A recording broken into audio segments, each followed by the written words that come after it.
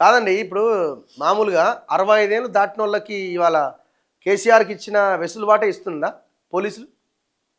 ఇస్తున్నారా? మొన్న హైడ్రా పోలీస్ స్టేషన్‌లో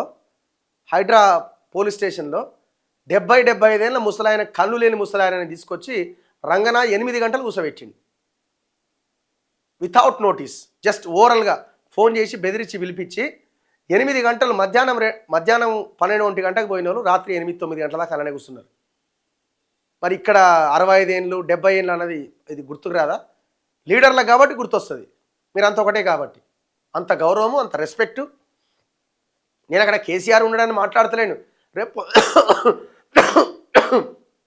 రేపొద్దున ఆ ప్లేస్లో ఇంకెవరన్నా ఉన్నా వీళ్ళ బిహేవియర్ అట్లే ఉంటుంది. ఎందుకంటే పెద్దోళ్ళు కదా వీళ్ళు, రాజకీయ నాయకులు కదా. మరి సామాన్యుడికి ఎందుకు అంత దారుణం?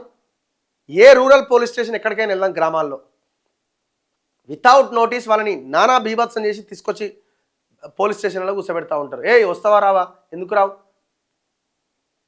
అందరికీ ఆ వెసులుబాటు ఉందా?